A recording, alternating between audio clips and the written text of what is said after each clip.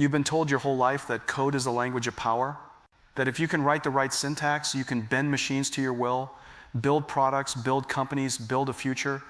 And for decades that was true because the computer was stubborn. It demanded obedience.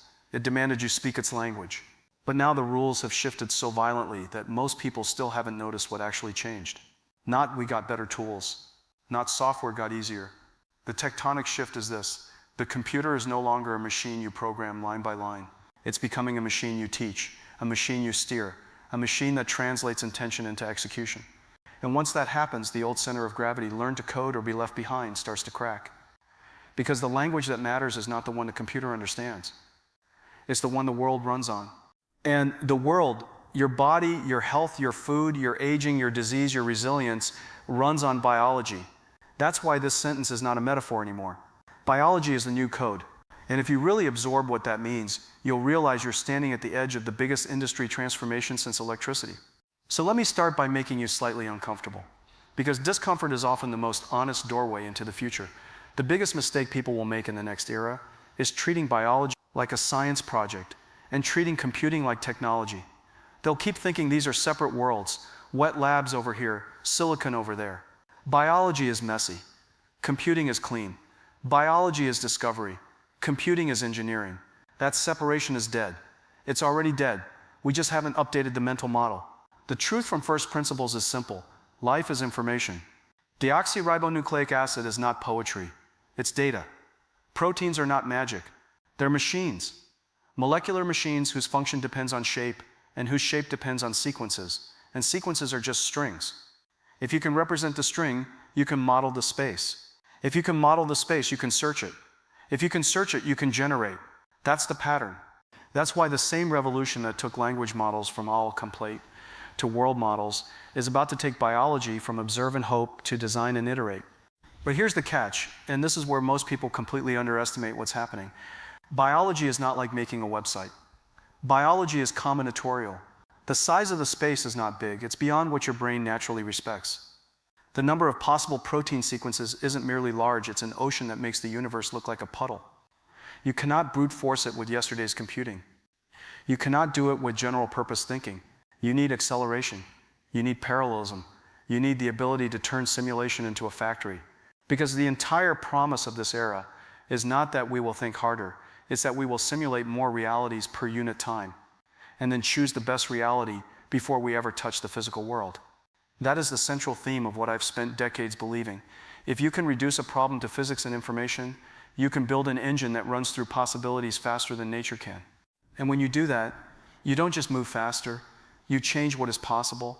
Now, before your mind tries to shrink this down into something safe, like, oh, so it's about biotech stocks or it's about gene editing headlines, stop. This is not a finance story, this is an infrastructure story. This is a civilization upgrades its operating system story. Think about the last industrial revolution. We built factories that turned raw materials and energy into physical goods. The new factories turned data and energy into intelligence. And once you can manufacture intelligence, you can manufacture designs. And once you can manufacture designs, you can manufacture molecules. And once you can manufacture molecules, you can manufacture cures, materials, enzymes, food systems, entire therapies that did not exist yesterday. That chain is why biology becomes code. Because code is a recipe, you execute it, you get behavior. Biology is a recipe too. You execute it, you get life. But if this is so obvious in hindsight, why didn't it happen earlier? Because the bottleneck was never curiosity. The bottleneck was compute. The bottleneck was time. The bottleneck was that the cost of exploring possibilities was too high. In the past, drug discovery meant throwing thousands of compounds at a target and praying because you couldn't afford to be precise. You couldn't afford to explore the full landscape. You couldn't afford to simulate the folding, the binding, the toxicity, the interactions, the off-target effects at scale.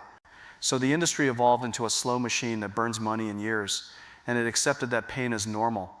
And that's the part you should pay attention to. Industries don't change when a new tool appears. They change when the cost curve collapses, when something that was expensive becomes cheap, when something that was rare becomes abundant, when something that took a decade becomes something you can iterate on weekly. And accelerated computing is a cost curve machine. It turns impossibility into iteration. If you want to understand Jensen Huang's surprising vision, don't get trapped in the stage presentations or the buzzwords. Look at the pattern. Identify a domain where the brute force approach is impossible. Then make it possible by changing the architecture of computation. Then build an ecosystem so the world can actually use it. That's not a marketing strategy, that's a survival strategy. It's the strategy you adopt when you've lived through the moment where your company is 30 days from not existing. And you learn something that never leaves you. The world does not owe you time. It does not owe you comfort. It does not owe you a gentle runway. It will change the standard overnight.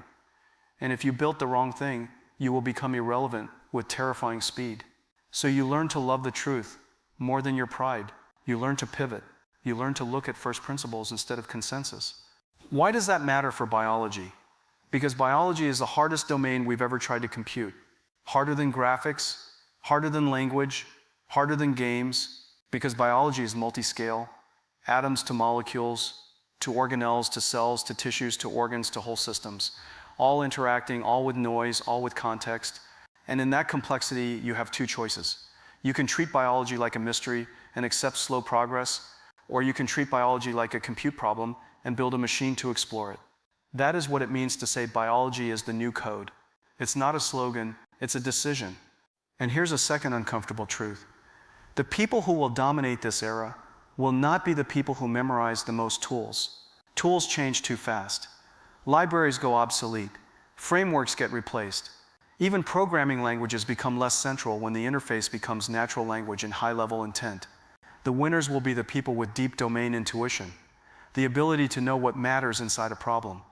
Because when the machine can write the code, the value shifts from how to what and why. This is why I've said things that confuse people. Maybe we won't need to teach everyone traditional programming the way we did before, because the barrier to making the computer do something useful is collapsing. What matters is your ability to frame the problem with precision, to judge outputs, to test assumptions, to create feedback loops that refine reality. Biology is full of those loops. It's the ultimate domain for people who can think across systems. So imagine you're a student right now, or you're early in your career, and you're watching artificial intelligence explode. You're hearing that models can write code, diagnose images, generate papers, design interfaces, and you're asking the same anxious question everyone asks: what should I learn so I'm not replaced? That's the wrong question, because it's still trapped in the old world, a world where skills are defensive shields.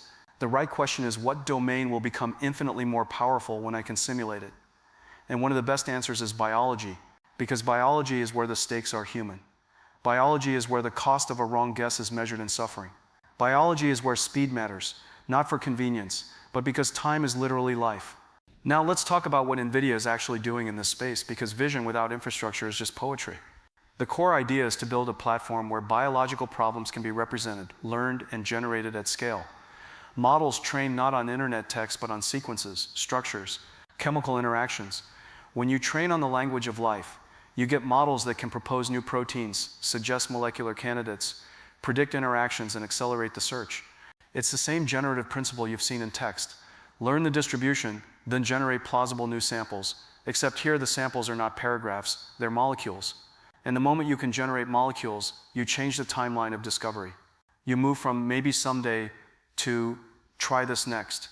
But here's where it becomes truly disruptive, and where your mind should start to race. In the old world, the bottleneck was the wet lab. You could have ideas, but each idea required physical execution. Pipetting, culturing, testing, slow, costly, limited by human time and physical equipment. In the new world, the wet lab becomes the validation layer, not the exploration layer. Exploration happens in silicon. You generate and filter candidates in simulation and model space. Then you run targeted experiments to confirm. That reverses the economics. It means you don't need to fund 10 years of blind search to get a handful of promising leads. You can compress the search and spend the wet lab budget where it matters. That's not a small improvement, that's a phase change. And if you're paying attention, you'll notice that this isn't only biotech, it's agriculture, it's food security, it's climate resilience, it's materials, it's enzymes that break down waste, it's microbes that fix nitrogen more efficiently, it's crops designed for drought, it's local diseases and local genetics, which leads to something most people are not ready to say out loud. Biological sovereignty is going to matter. Just like sovereign artificial intelligence matters for language and culture, sovereign biointelligence will matter for health. A population's genomic data is not just medical data, it's strategic data. Different populations respond differently to drugs. Different populations have different risk factors. If models are trained on narrow data sets, the medicine becomes biased by default. That means nations, institutions, and communities will want the capability to process their own biological data sets and produce insights aligned with their realities, not outsourced, not abstracted away, not treated as someone else's business. Now let me pull you into a mental picture, because retention is built on imagery you can feel. Imagine a future hospital where diagnosis is not a slow bureaucratic process of referrals and wait times, but an integrated system where imaging, lab results, genomics, and history are interpreted by models that have absorbed the entire medical literature, constantly updated, constantly tested. A doctor doesn't become less valuable in that world. The doctor becomes more valuable because the doctor becomes the judge, the ethical filter, the human interpreter, the one who understands the patient, the one who frames the question correctly and ensures the system doesn't hallucinate a life-altering mistake. Intelligence becomes abundant, judgment becomes scarce, and scarcity is where value concentrates. Now imagine a future laboratory where robots execute experiments continuously. Not because we want science to be cold, but because the world does not give us the luxury of slow iteration. If a pathogen emerges, we cannot afford artisanal timelines. The machine needs to be able to propose candidates, test them, analyze outcomes, adjust, repeat. Closed-loop discovery. The scientist becomes an architect of feedback loops and reward functions. The lab becomes a physical extension of the model. And the new code is the set of biological instructions we generate, test, and refine. If you think this is far away, let me challenge that assumption. The speed of progress is not linear. When a platform matures, it doesn't drift forward, it snaps forward. That's why the smartphone didn't slowly change society over 50 years. It hit, and within a decade it rewired how we live. The same snap is coming to biology because the enabling infrastructure, accelerated compute, foundational models, simulation frameworks, robotics has reached a threshold. Once you cross that threshold, the timeline compresses, and the people who are still planning as if the world moves slowly will get blindsided. Run, don't walk, that isn't hype. That's a description of the slope of the curve. So, what do you do with this? If you're listening as a creator, a student, an entrepreneur, a professional, don't interpret this as I should suddenly become a biologist. Interpret it as the highest leveraged career position is at the intersection of domains. Biology plus computation, biology plus data, biology plus simulation, medicine plus engineering, chemistry plus generative models, agriculture plus robotics, and if you're not in life sciences at all, this still matters, because every industry will become biological in the same way every industry became software. When manufacturing needed optimization, software ate it. When marketing needed targeting, software ate it. When logistics needed orchestration, software ate it. Now health, food, materials, and sustainability will be eaten by computational biology because the bottleneck is information, and biology is information. But be careful, there's a lazy interpretation of all this that will destroy you. The lazy interpretation is, great, the machine will do it. That's the mindset of someone who thinks tools replace the need for character. Tools don't replace character, they amplify it.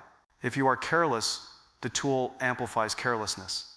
If you are curious, it amplifies curiosity. If you are disciplined, it amplifies discipline. That's why resilience matters more now than it did when you could coast on stable skills for 10 years. In a world where platforms shift quickly, you will be wrong frequently.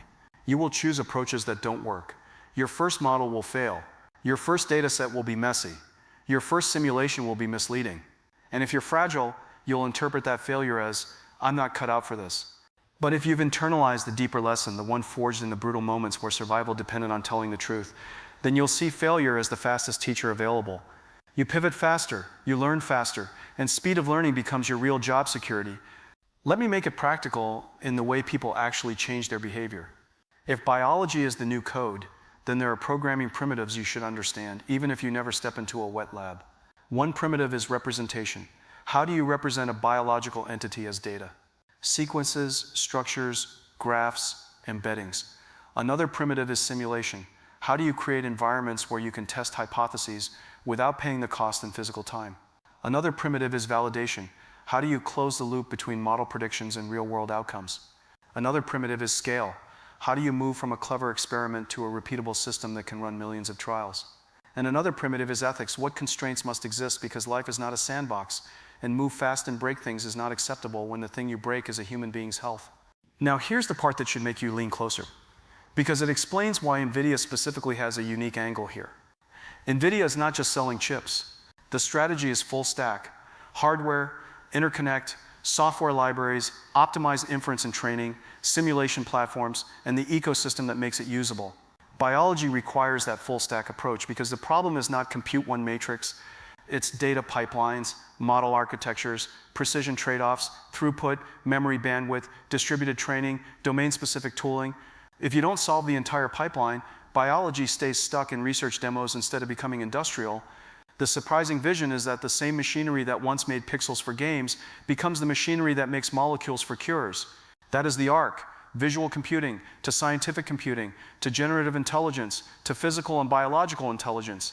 And if you're wondering why I keep returning to first principles, it's because first principles is the only stable compass when everything else changes. If you navigate by trends, you're always late. If you navigate by fundamentals, you can get there early.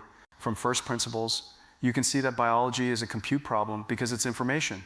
From first principles, you can see that the limiting factor is time and energy, which means performance per watt matters. From first principles, you can see that simulation is the way to reduce risk and compress iteration. From first principles, you can see that the boundary between digital and physical is evaporating because models don't just generate text, they generate actions, molecules, designs, and eventually behaviors in robots and automated labs. So biology isn't a side quest, it's the main quest. Now, here's a question that changes the way you think about your own future. If biology becomes code, who are the new software engineers of life? Not the people who memorize syntax, the people who can define objective functions, the people who can decide what better means, the people who can decide what better means, the people who can decide what better means, the people who can decide what better means, the people who can decide what better means, the people who can decide what better means, the people who can decide what better means, the people who can decide what better means, the people who can decide what better means, the people who can decide what better means, the people who can decide what better means, the people who can decide what better means, the people who can decide what better means, the people who can decide what better means, the people who can decide what better means, the people who can decide what better means, the people who can decide what better means, the people who can decide what better means, the people who can decide what better means, the people who can decide what better means, the people who can decide what better means, the people who can decide what better means, the people who can decide what better means, the people who can decide what better means, the people who can decide what better means, the people who can decide what better means, the people who, that requires taste, that requires intuition, that requires experience. And that's why you should stop treating education as collecting credentials and start treating it as building intuition in a domain that will matter more every year. If you're listening right now and you're thinking, okay, but this feels too big, good. It should feel big. Reality is big. And the biggest opportunities always feel like too much because your brain evolved for survival in small tribes, not for navigating exponential curves. So let me shrink the next step for you without shrinking the vision. The next step is not to become a world-class computational biologist overnight. The next step is to start building a mental model where biology is programmable, where simulation is a lever, and where your role is to become someone who can ask better questions than everyone else. That might mean you take one deep dive into how proteins fold and why structure matters. It might mean you learn how generative models represent sequences. It might mean you understand why data sets are biased and why biology is noisy. It might mean you explore how digital twins work, because the same concepts, simulate first, act later, will dominate both factories and labs. And this is where I'll give you a warning that people rarely give you because it's not comforting. The era we're entering rewards obsession, not shallow intensity, obsession with a real problem. Because when tools become abundant, attention becomes a scarce resource. You can generate 1,000 ideas in a day. You can prototype endlessly. You can drown in possibility. The people who win are the ones who choose a hard problem and commit to it long enough to develop intuition that the machine can't give them. The machine can give you breadth. It cannot give you lived judgment. It cannot give you responsibility. It cannot give you purpose. Those are human. So if you want to translate this into a personal operating system, here it is. Pick a domain with high human stakes, where simulation can compress time, and where your curiosity can survive failure. Biology fits that definition better than almost anything. It's messy, so it will humble you. It's complex, so it will force you to learn. It's meaningful, so it will give you a reason to persist when you fail. And you will fail because that's what it means to work at the frontier. The frontier is not a place where you look smart, it's a place where you look wrong until you're right. Now I'm going to open a loop on purpose, because this is the part most people don't see yet. And it's where the story becomes almost unreal. Once biology is programmable, it doesn't stay inside medicine. It spills into materials, into manufacturing, into energy, into climate. You stop asking, how do we build this with metal and heat? And you start asking, how do we build this with enzymes and living systems? You start designing catalysts like you design software. You start thinking of microbes as factories. You start thinking of the planet as a system you can model, not to control recklessly, but to understand deeply enough to prevent disasters.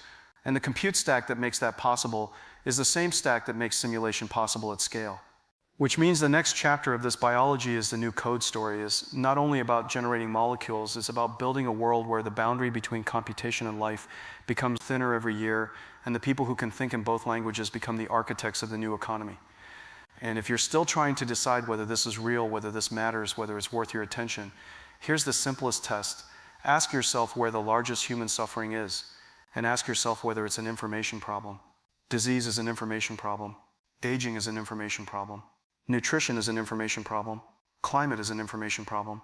And if you can process information faster, you can reduce suffering faster.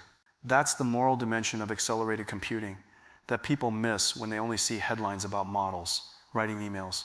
This is not about convenience. This is about turning time into lives saved. So here's what I want you to do right now. As you listen mentally, not physically, picture a future where a new therapy doesn't take 12 years. Picture a future where we simulate your response to a drug before you take it.